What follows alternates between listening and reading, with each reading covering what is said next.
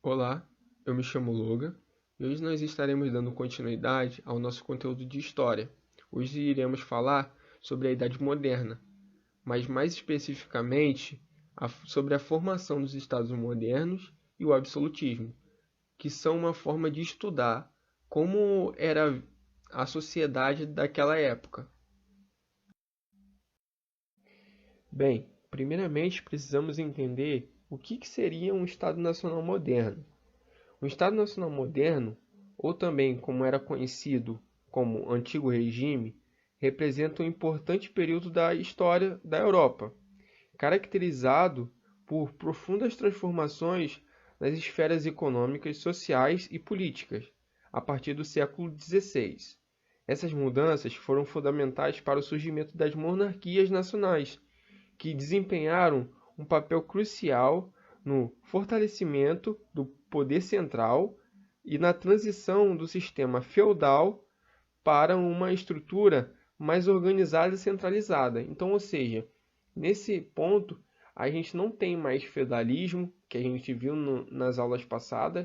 Agora aqui nós temos um novo modelo político, socioeconômico e uma mudança de mentalidade entre a população também. Certo. Agora que nós entendemos o que é um Estado Nacional moderno, agora nós precisamos identificar quais são as características que eles devem ter ou que costumavam seguir para ser considerado um Estado Nacional moderno. Primeiramente, mesmo idioma. Tá certo que havia alguns estados modernos que falavam mais de um idioma, mas como identificação, isso era essencial. Mesma cultura, pois havia uma mesma forma de se vestir, uma mesma forma de pensar, entre outros comportamentos que eram explicado pela cultura que havia naquele país, ou aquele estado, né? Uma constituição, onde a gente tinha a parte burocrática, as leis que regiam aquele estado. A gente tinha também uma bandeira, que era como se fosse uma cara para que a população pudesse se identificar com a bandeira e se identificar com o país também, a cara do país, né? Um exército nacional que servia como forma de proteção e manutenção do reino, né? Porque o rei ele usava para manutenção do seu poder e também como para proteger o seu reino de invasões e também para atacar, né? outros países, né? Uma união de pesos e medidas, onde agora você já não tinha esse fato de cada feudo ter uma moeda diferente.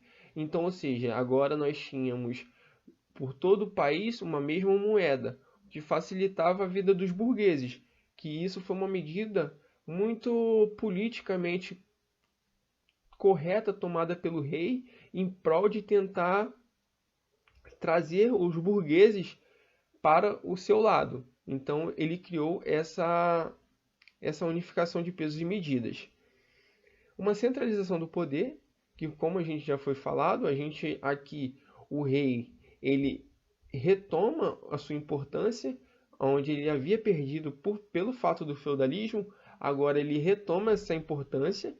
Então a gente vai ter um rei muito mais ativo aqui. E agora a gente também tem um corpo de funcionários públicos, onde auxilia o rei a gerenciar o Estado. Certo. Agora nós chegamos em como era dividida a sociedade moderna. A sociedade moderna era dividida em três classes. Primeiramente, o clero, onde a gente já havia conhecido na Idade Moderna, que é aquela classe social que é composta pelos religiosos, o Papa, os bispos. A gente aqui também tem, logo abaixo, a nobreza, que são os antigos senhores feudais, que agora não são mais senhores feudais, agora são súditos do rei, onde eles se submeteram ao rei para que o rei pudesse manter os mesmos privilégios que eles já tinham e também assegurar a sua segurança, né? Porque eles corriam sérios perigos na época do feudalismo. E aqui a gente tem uma nova classe, né? Que seria os burgueses mais o povo, ou o povo mais os burgueses. O povo, pelo fato de os seus trabalhadores, a mão de obra. Os burgueses já são os comerciantes. E essa divisão, mais lá para frente, a gente vai entender que esses dois tipos eles não podem se misturar porque eles nesse início, eles têm objetivos parecidos, mas no futuro eles vão ter objetivos diferentes e aí é onde vai entrar essa divisão. E então, o que separa o povo e os povo e burgueses da nobreza e do clero são que o clero e a nobreza não pagam impostos, não pagam taxas. Então, o Estado ele é sustentado pelo povo e pelos burgueses. E esse fato vai gerar sérios problemas para o futuro. Certo, agora nós chegamos no absolutismo. Primeiramente, o que seria o absolutismo? O absolutismo ele nada mais nada é do que a centralização do poder na mão do monarca. Ou seja, o rei ele detém todo o poder do Estado e ele rege o Estado conforme o seu desejo, conforme a tua vontade. Isso pode ser benéfico, mas também pode ser maléfico em certos casos.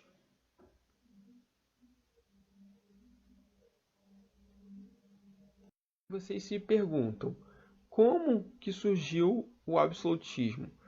O absolutismo ele surgiu à medida que os estados nacionais se consolidaram, suas fronteiras e demandas. Com a ascensão da burguesia, uma classe mercantil em crescimento, houve uma necessidade de um líder central que protegesse e promovesse seus interesses.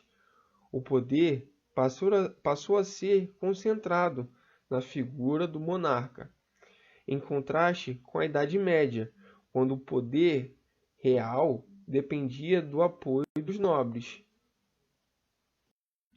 Entretanto, era lógico que o absolutismo havia pessoas que contestavam o absolutismo.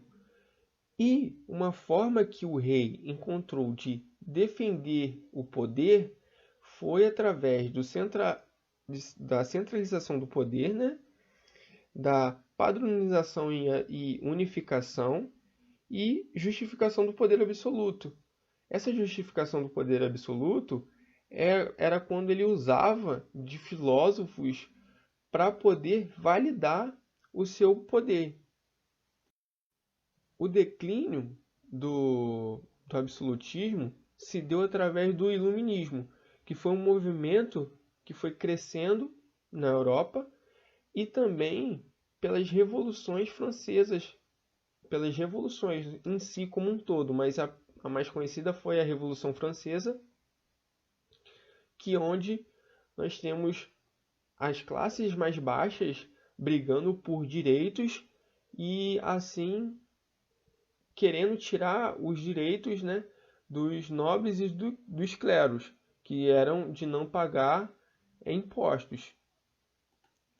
É aí que nesse período de turbulência que o absolutismo não conseguiu se sustentar por mais tempo, onde entrou novas políticas para poder satisfazer o interesse de toda a população, seja tanto dos nobres quanto dos cleros, tanto dos burgueses e do povo.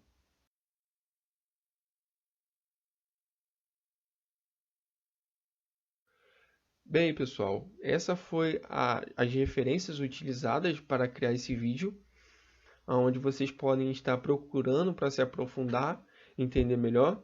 Qualquer dúvida, vocês podem deixar no comentário do vídeo aqui embaixo. E é isso, pessoal. Muito obrigado pela atenção.